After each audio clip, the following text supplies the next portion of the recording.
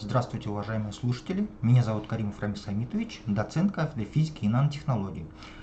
Сегодня я вам расскажу про вступительные испытания для поступления в магистратуру по профилю исследовательские и проектные методы в обучении физики, математики и информатики.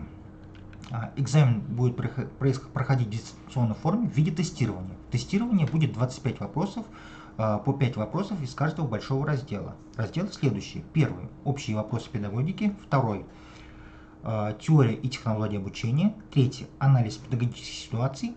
Четвертый – текстовые задачи, уравнения и неравенства. Пятый – элементы математического анализа, геометрия. Максимальное количество баллов вы можете набрать 100, но если вы получаете меньше 50 баллов, то вы выпадаете из конкурса.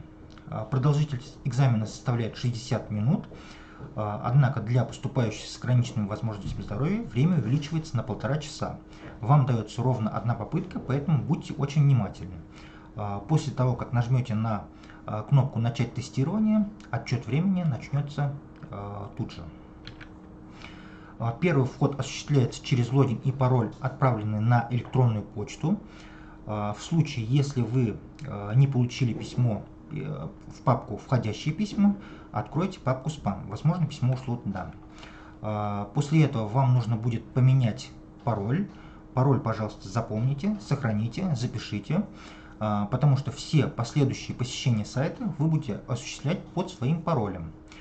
Перед каждым экзаменом нужно сфотографироваться и прикрепить цветное фото, где видно лицо абитуриента и главный разворот паспорта с фото и фамилией, именем и отчеством. Время, отведенное на прохождение экзамена, ограничено. У вас есть ровно одна попытка, поэтому будьте очень внимательны. Инструкцию о получении логина и пароля для прохождения вступительных испытаний вы можете найти в личном кабинете, который выглядит следующим образом, во вкладке «Нормативные документы». Нажимаете сюда, здесь написана подробная инструкция, как проходить, куда заходить, что нужно делать и так далее. Расписание вступительных испытаний вы можете найти на сайте приемной комиссии abitur.bspu.ru во вкладке «Магистратура», и, нажав сюда, вы откроете следующий документ. Здесь представлен расписание вступительных испытаний, комплексный экзамен по профилю исследовательский и проектный метод в обучении физики, математики и информатики для подавших документы с 20 июня по 6 августа будет проходить 8 августа с 10 утра до 10 вечера.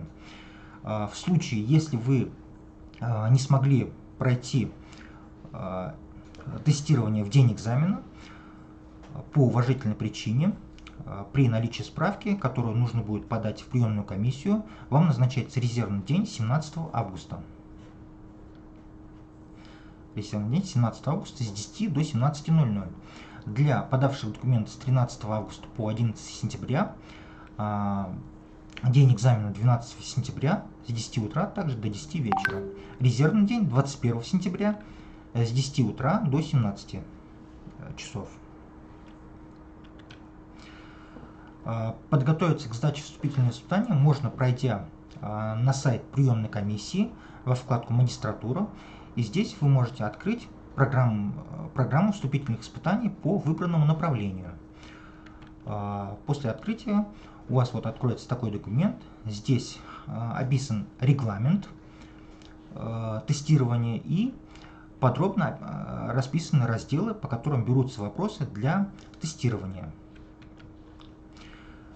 Задания в тестировании будут следующего типа. Выбор одного правильного ответа, то есть примерное задание, вопрос, и необходимо выбрать один правильный ответ. Выбор нескольких правильных ответов, то есть вопрос, и вам дается на выбор несколько вариантов ответа. Выбираете, допустим, второй и третий вариант ответа. И задание на соответствие, то есть вам даются циферки, вам нужно будет в соответствии поставить буквы. То есть, допустим, 1Б, 2D, ну и так далее. Давайте разберем некоторые примерные задания, которые могут попасться при тестировании. Первое задание. При решении каких задач наиболее успешно применяются словесные методы? И предлагаются следующие варианты ответов. Формирование теоретических знаний, развитие наблюдательности, развитие практических умений и развитие самостоятельности. Давайте подробно разберем, что из себя представляет словесный метод. Словесный метод наиболее рационально применять, когда материал носит теоретико-информационный характер. И здесь вот написано, при решении каких задач этот метод применяется наиболее успешно. При формировании теоретических и практических знаний и решении всех других задач обучения.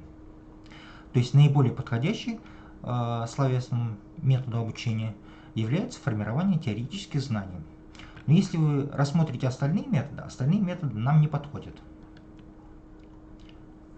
Остальные варианты ответов. Давайте разберем второй пример. Решите следующую геометрическую задачу. В трапеции ABCD диагонали